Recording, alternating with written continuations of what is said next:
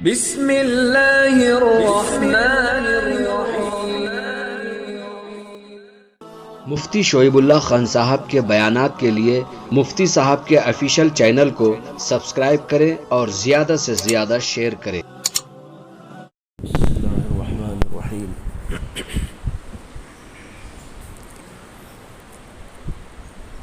نحمده ونصلی علی رسوله الکریم، اما بعد۔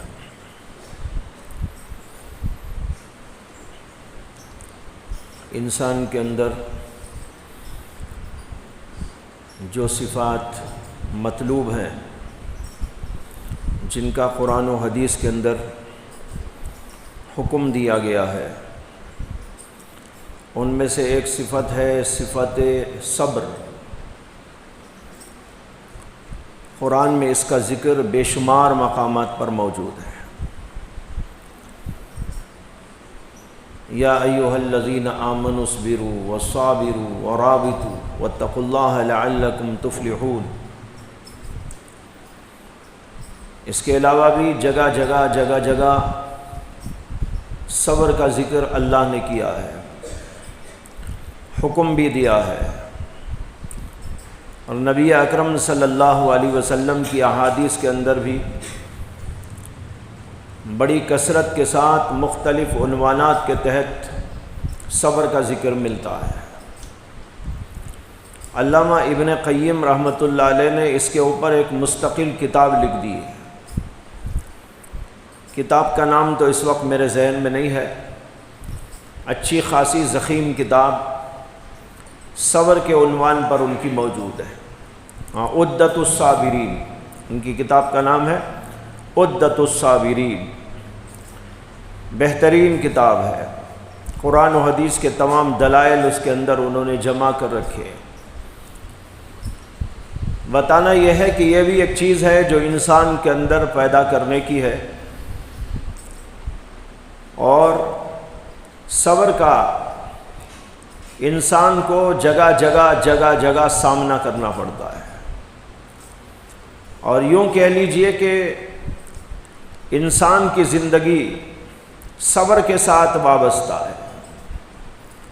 جس انسان کے اندر صبر ہوتا ہے وہ بڑی اچھی زندگی گزارتا ہے، اور بے صبر انسان جگہ جگہ ٹھوکریں کھاتا ہے، جگہ جگہ غلطیاں کرتا ہے، الٹی سیدھی حرکتیں کرتا ہے، خود پریشان رہتا ہے، دوسروں کو پریشان کرتا ہے۔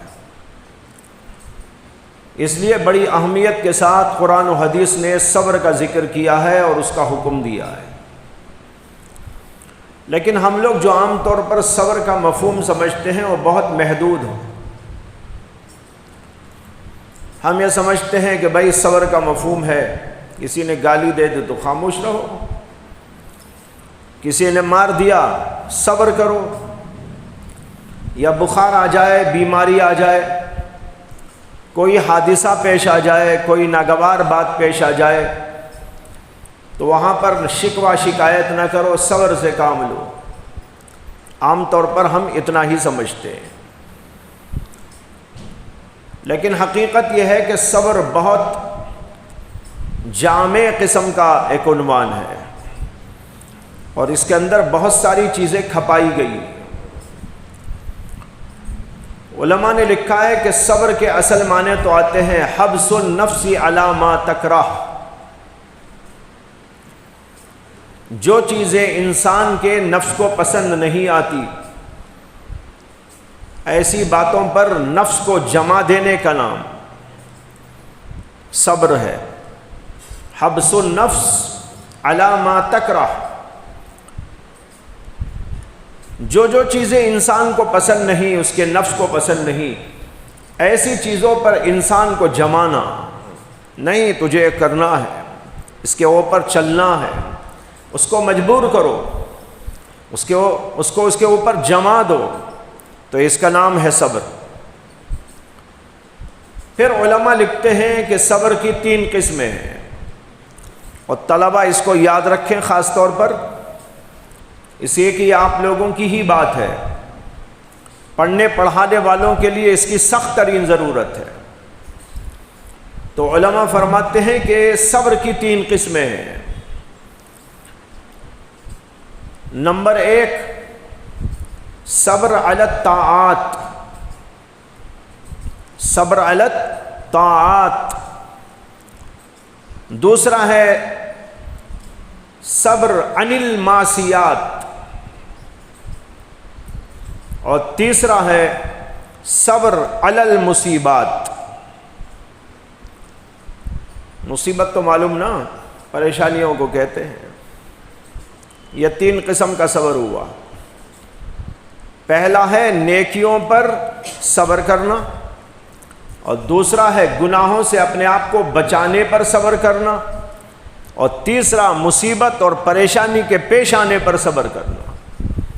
یہ تینوں قسم کے صبر جب جمع ہو جاتے ہیں تو صبر کا مفہوم جامع طریقے پر پایا جاتا ہے۔ پہلی چیز میں نے بتائی صبر علی الطاعات، نیکیوں پر صبر۔ عام طور پر انسان کا نفس نیکی کرنا نہیں چاہتا، الا ہے کہ اس کو بنا دیا جائے گا اور اس پر ڈھال دیا جائے گا، تب تو وہ چاہے گا کہ نماز پڑھوں، روزہ رکھوں، ذکر کروں، تسبیح پڑھوں، اللہ کو یاد کروں، نیکیاں کروں۔ لیکن جب تک اسے اس پر ڈھالا نہیں جائے گا تو عام طور پر نفس کا حال یہ ہے کہ وہ امارۃ بالسوء ہے، جیسے کہ پہلے آپ سن چکے ہیں، وہ تو برائی کی طرف لے جاتا ہے، وہ نیکی کرنا نہیں چاہتا، نماز کے وقت آپ کو چکما دینا چاہتا ہے، صلح دینا چاہتا ہے، سستی اور کسل میں مبتلا کر دینا چاہتا ہے، ہیلے اور بہانے ذہن کے اندر ڈالتا ہے۔ اسی طرح کسی بھی نیکی کی طرف آپ چلنا چاہیں تو آپ کا نفس نہیں چاہے گا کہ یہ نیکی کرے، اس سے پیچھے ہٹے گا۔ لہٰذا اب یہاں پر صبر یہ ہے کہ اپنے نفس کو نیکیوں پر، طاعتوں پر، اچھائیوں پر، خوبیوں پر جمانے کی کوشش کرو۔ اب یہاں صبر کا مفہوم سمجھ میں آ رہا نہیں آ رہا ہے؟ نماز پڑھنا جی نہیں چاہتا، آپ نماز پڑھائیے، صبر ہے۔ ذکر کرنے کو جی نہیں چاہتا، آپ ذکر کیجئے، یہ صبر ہے۔ تلاوت کرنے کو جی نہیں چاہتا لیکن آپ اسے کہیے نہیں تجھے کرنا ہے، پڑھنا ہے۔ جب اس طریقے پر انسان کو ڈھالا جائے گا، نیکیوں پر لگایا جائے گا، اس کے نفس کو اس کی مشق کرائی جائے گی، چلتے چلتے چلتے آسان ہو جائے گا۔ لیکن شروع میں تو یہ صبر ہی کا کام ہے، لیکن صبر کرتے کرتے جب انسان کا نفس اس کا عادی بن جاتا ہے تو پھر آپ کے لیے شکر کا موقع ہوتا ہے، تب آپ شکر کریں گے، اللہ کا شکر ہے کہ بھئی میرا نفس تو کچھ بن گیا ہے، نمازوں کا عادی بن گیا ہے، ذکر کا عادی بن گیا ہے، تلاوت کا عادی بن گیا ہے، اخلاق کریمہ کا عادی بن گیا ہے۔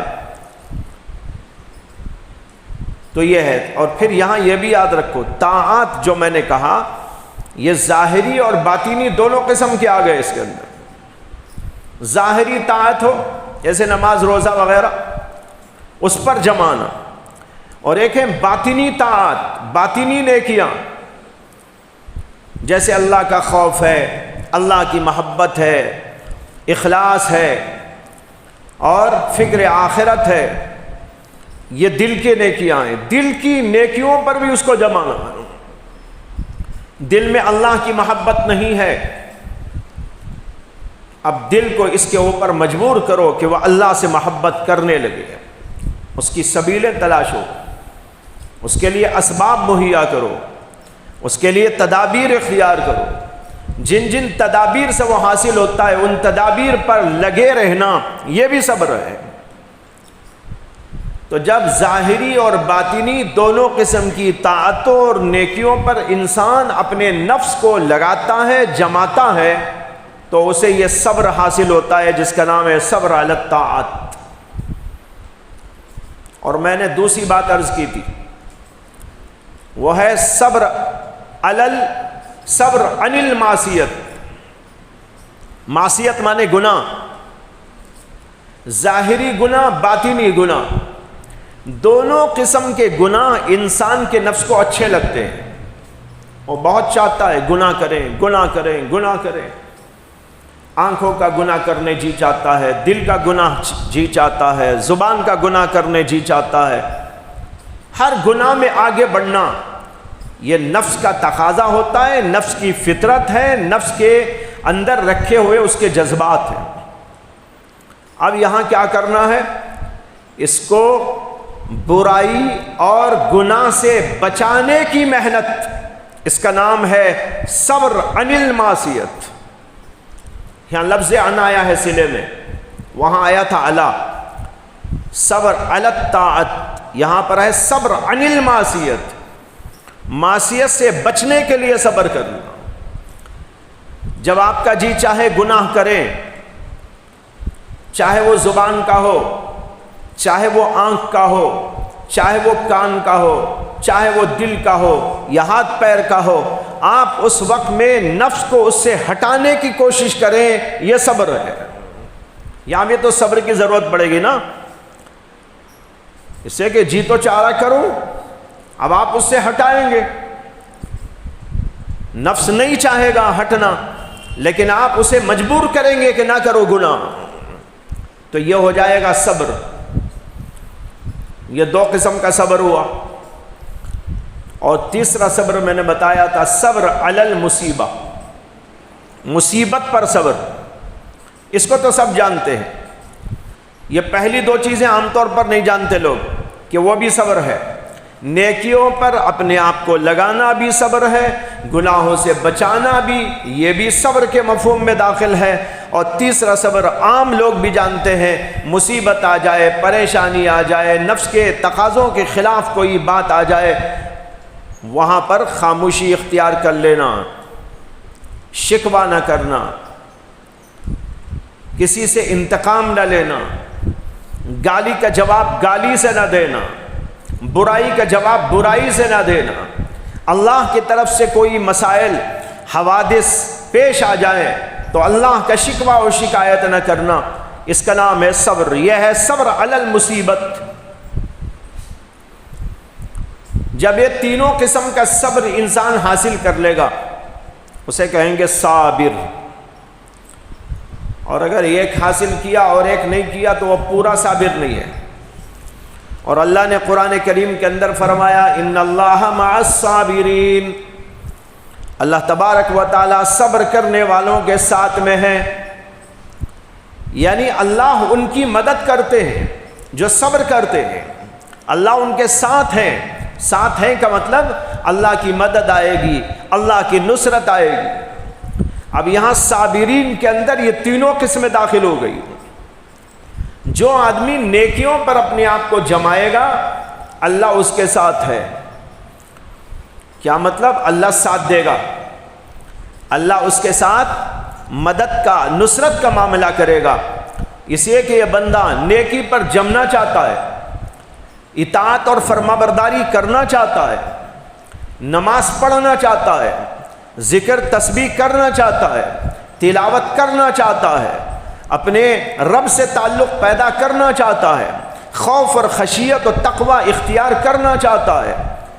یہ سب چاہتا ہے، لیکن نفس ہے اس کو ہلا ہلا کے رکھ دے رہا ہے. نہیں، میں چلنے نہیں دوں گا تجھے، نماز پڑھنے نہیں دوں گا تجھے، اللہ سے ملنے نہیں دوں گا تجھے، میں تجھے اللہ سے جدا کر کے رکھوں گا. یہ نفس کے تقاضے اندر سے، اور اس بیچارے کا تقاضا یہ ہے کہ نہیں، نفس کے تقاضوں کو دبا کر میں اللہ کی شریعت کے تقاضوں کو پورا کروں. کتنا بڑا صبر کا موقع ہے. سمجھ میں آ رہا ہے بھائی؟ نہیں آ رہا ہے؟ بہت بڑا صبر ہے نہیں ہے یہ؟ جی اندر سے کچھ اور بول رہا ہے، نفس کے تقاضے تو کچھ اور ہیں، لیکن آپ اس وقت میں گھٹ ہو جاتے ہیں، سخت ہو جاتے ہیں، لگ جاتے ہیں کہ نہیں مجھے تو نیکی پر جم جانا ہے. اب یہاں پر نفس آپ کو دبائے گا اور آپ نفس کو دبائیں گے، یہ سلسلہ چلتا رہے گا. اب اس صورت کے اندر اللہ کا وعدہ ہے ان اللہ مع الصابرین. اگر سچائی کے ساتھ واقعی اخلاص و للہیت کے ساتھ کوئی آدمی نیکی اور طاعت پر جمنے کا ارادہ کر کے چلتا ہے، اللہ اس کے ساتھ میں ہوتے ہیں، یعنی اللہ اس کا ساتھ دیتے۔ اس سے معلوم ہوا کہ جو نیکیوں میں لگتا ہے اللہ اس کے ساتھ ہو کر اس کے لیے راہیں کھولتے ہیں، پریشانی کی بات نہیں۔ بہت سارے لوگ پریشان ہو جاتے ہیں، ہم تو یہ چاہتے ہیں، ہمارا نفس ہٹاتا ہے، ہم یہ چاہتے ہیں لیکن وہ کرنے نہیں دیتا ہے۔ لیکن ذرا سا اپنے آپ کو جمانے کی کوشش کرو اور اللہ کی طرف ہاتھ بڑھاؤ، اللہ ساتھ دینے کے لیے تیار ہے، اللہ کا وعدہ ہے ان اللہ مع الصابرین۔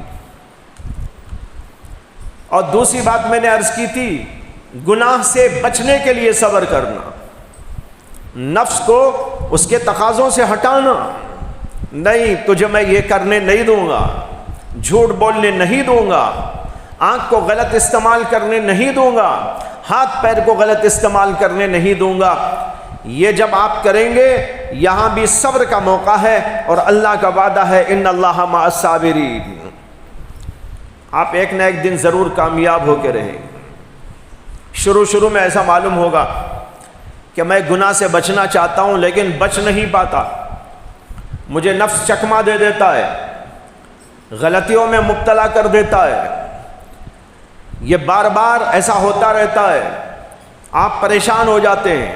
لیکن بھائی اللہ کی طرف نگاہ بڑھاؤ، اللہ کی طرف توجہ کرو، اور یہ اللہ کے وعدے کو سوچو، ان اللہ مع الصابرین، بلا شک و شبہ۔ دیکھو اللہ نے وعدہ بھی کیا ہے تو کتنا پکا وعدہ کیا ہے، اللہ کا ہر وعدہ پکا ہی ہوتا ہے، ان اللہ لا یخلف المیعاد۔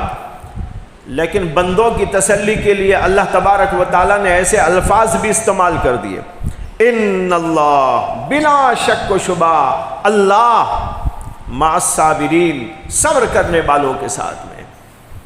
تو معلوم ہوا اللہ کی مدد یہاں بھی آتی ہے، جب آدمی گناہ سے بچنے کے ارادے سے اللہ کے راستے میں چلتا ہے، کوششیں کرتا ہے، محنتیں کرتا ہے، اللہ تبارک و تعالیٰ اسے اپنی مدد کے ساتھ آگے بڑھاتے ہیں، یہاں تک کہ شیطان اس کا پیچھا چھوڑ کے بھاگ جاتا ہے، نفس بھی اس کا پیچھا چھوڑ کے بھاگنے لگتا ہے، اس لیے کہ اللہ کی مدد اور نصرت اس کے ساتھ میں ہو جاتی ہے۔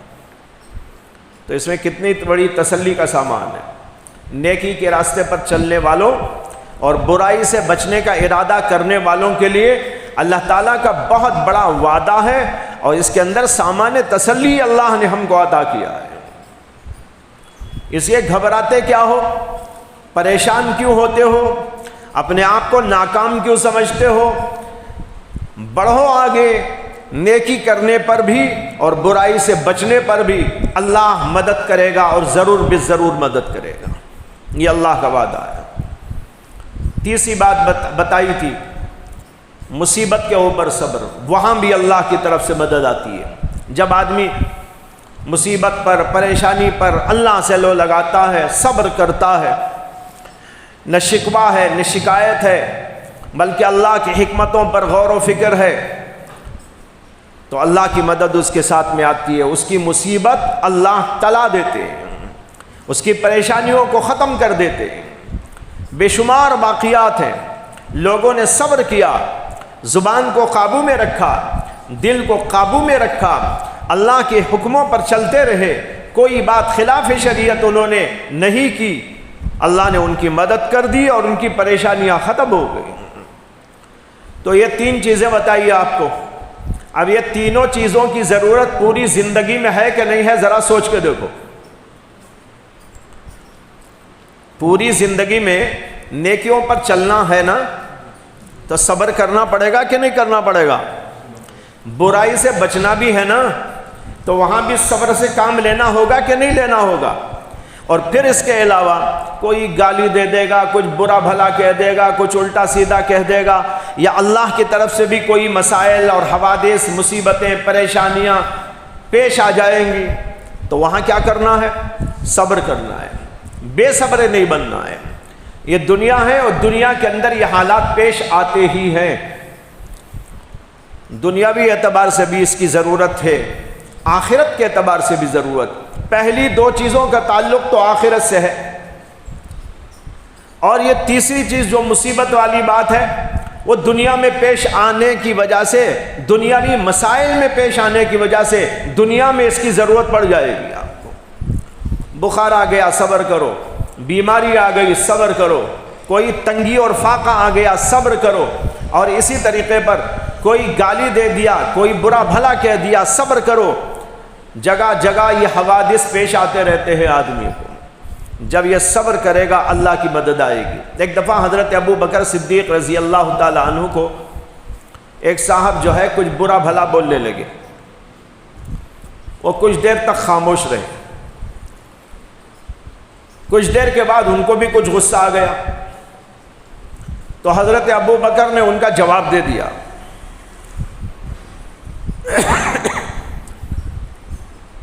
تو وہ صاحب حضور اقدس صلی اللہ علیہ وسلم کی خدمت میں پہنچے، اتنے میں ابو بکر بھی آئے، قصہ اللہ کے نبی کے سامنے آیا۔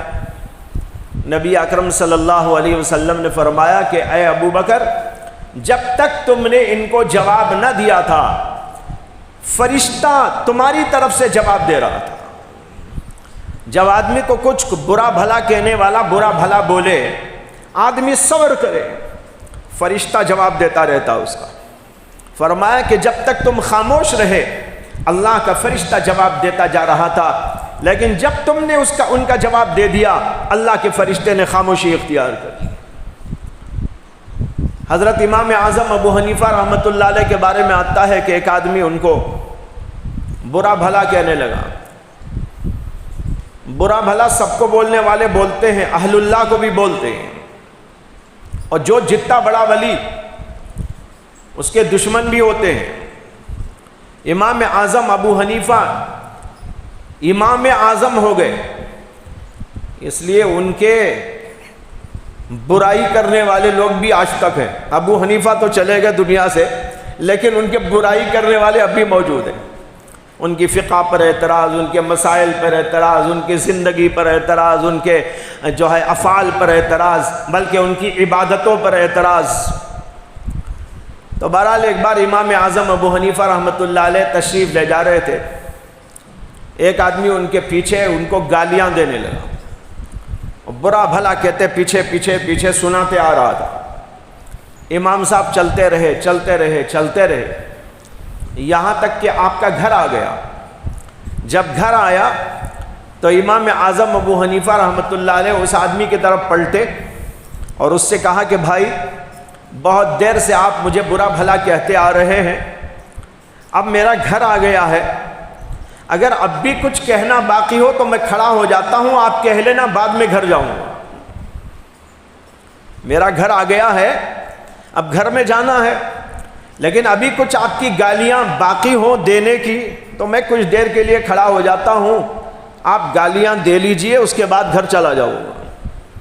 یہ حضرات ایسے تھے، یہ کہتے ہی وہ آدمی ٹھنڈا پڑ گیا۔ اور امام صاحب کے تو صبر اور حلم کے اندر عجیب عجیب واقعات ہیں۔ ایک اور واقعہ ذہن میں آ گیا کہ ایک بار امام صاحب کے گھر پر ایک آدمی آیا۔ امام ابو حنیفہ کا گھر اوپر تھا، سیڑھیاں چڑھ کے جاتے تھے، بڑھاپے کا عالم تھا۔ ایک آدمی آیا، دروازہ کھٹکھٹایا یا نیچے سے ہی آواز دیا، تو امام صاحب نے دروازہ کھولا تو اس نے کہا کہ حضرت ایک بہت ہی ضروری مسئلہ پوچھنا چاہتا ہوں، ذرا تشریف لائیے۔ ہو سکتا ہے امام صاحب کے گھر میں کچھ گنجائش نہ ہوگی اس لیے اوپر نہیں بلایا، یہ دفع دخل مقدر ہے، دفع دخل مقدر کے طور پر بول رہا ہوں، ورنہ کوئی یہ سوال بھی کر سکتا تھا کہ ابو حنیفہ نے ان کو اپنے گھر پہ اوپر کیوں نہیں بلا لیا۔ بہرحال اس نے کہا ذرا تشریف لائیے، ایک سوال کرنا ہے۔ امام صاحب نیچے آئے، اس پر سوال ہوگا نا آپ کو، اوپر کیوں نہیں بلا لیا، وہ نیچے کیوں آئے؟ ہو سکتا ہے گھر میں گنجائش نہ ہوگی۔ تو امام صاحب نیچے آئے تو اس آدمی نے کہا اف، وہ عجیب بات ہے کہ ذہن سے نکل گیا مسئلہ، ابھی تو پوچھنے آیا تھا لیکن ذہن سے نکل گیا۔ امام صاحب نے کہا ٹھیک ہے، جب یاد آ جائے پوچھ لینا۔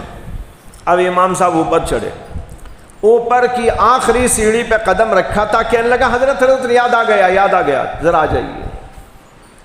اب امام صاحب پھر نیچے آئے، پھر نیچے آتے ہی کہنے لگا اوفو عجیب بات ہے کہ دوبارہ بھول گیا. پھر امام صاحب چڑھے, تیسری دفعہ بلایا. جب تیسری دفعہ تشریف لائے تو کہنے لگا ہاں مجھ کو ایک مسئلہ پوچھنا ہے. وہ مسئلہ یہ ہے کہ پاخانے کا مزہ کیسا ہوتا ہے. اللہ اکبر. فقیہ سے سوال ہو رہا ہے, امام اعظم سے سوال ہو رہا ہے. پہلے تو چڑھایا اتارا, چڑھایا اتارا, تکلیف پر تکلیف دیا. یہ تو جسمانی تکلیف ہوئی, اب روحانی تکلیف دے رہا ہے. اب یہ سوال کر رہا ہے کہ آپ یہ بتائیے کہ پاخانے کا مزہ کیسا ہوتا ہے. لیکن امام اعظم تو بہرحال امام اعظم تھے, ہر چیز کا جواب تھا ان کے پاس. انہوں نے ناگواری کا اظہار نہیں کیا بلکہ اس کا جواب دیا اور فقیہانہ جواب دیا. انہوں نے کہا کہ بھائی جب تک پاخانہ تازہ رہتا ہے, میٹھا ہوتا ہے, جب سوکھ جاتا ہے تو اس کے اندر سے مٹھاس ختم ہو جاتی ہے. کہنے لگے جب تک یہ تر و تازہ رہتا ہے اس وقت تک مٹھاس رہتی ہے, اور جب یہ خشک ہو جاتا ہے سوکھ سوکھ کر تو اس کے بعد اس کے اندر کی مٹھاس ختم ہو جاتی ہے. اب وہ بے وقوف یہ بھی کہنے لگا مد دلیل علی ھذا یا ابا حنیفہ. ابو حنیفہ یہ بھی بتائیے کہ اس کی دلیل کیا ہے. مسئلہ پوچھا اتنا بے ڈھنگا اور اس کے اوپر دلیل کا مطالبہ بھی کر رہا ہے کہ اس کی دلیل بھی بیان کیجیے. امام صاحب بڑے قیاس تھے, قیاس کرتے تھے, عقل کو دوڑاتے تھے. قیاس ہونا کوئی عیب نہیں ہے, بہت بڑا کمال ہے. جن کے پاس وہ عقل نہیں ہوتی ان کو یہ عیب نظر آتا ہے. سمجھ میں آیا؟ جن کے پاس اتنی بڑی اللہ تعالیٰ نے عقل دی کہ وہ ہر چیز کو سوچ کر سمجھ کر اس کے مسائل کو نکال رہے, یہ تو ان کا دراصل کمال تھا. تو امام اعظم ابو حنیفہ رحمۃ اللہ علیہ نے جواب میں فرمایا کہ دلیل یہ ہے جب تک پاخانہ تر و تازہ رہتا ہے اس کے اوپر مکھیاں بھن بھناتی رہتی ہیں, اس لیے کہ وہ میٹھا ہوتا ہے. اور جب خشک ہو جاتا ہے تو مکھیاں نہیں بیٹھتی, معلوم ہوتا ہے کہ مٹھاس ختم ہو جاتی ہے. دیکھ رہے کیسا ذہن تھا امام صاحب کا. میں یہ بتا رہا ہوں کہ اس سے اندازہ کرو ان کا صبر کتنا تھا. اتنا بڑا بیہودہ سوال, اور سوال سے پہلے اتنی اذیت اور تکلیف پہنچائی, لیکن اس کے باوجود صبر کا دامن ہاتھ سے نہیں چھوڑا. برابر صبر کرتے رہے یہاں تک کہ اس کے بے ڈھنگے سوالوں کا جواب دیا. یہ ہوتا ہے صبر. یہ 3 قسم کا صبر پوری زندگی کے بنانے کے لیے, زندگی کے کامیاب کرنے کے لیے انتہائی ضروری ہے. اپنے آپ کو ان تینوں چیزوں سے وابستہ کرنے کی کوشش کرو. اللہ ہم سب کو ہدایت و توفیق عطا فرمائے. وآخر دعوانا الحمد للہ رب العالمین.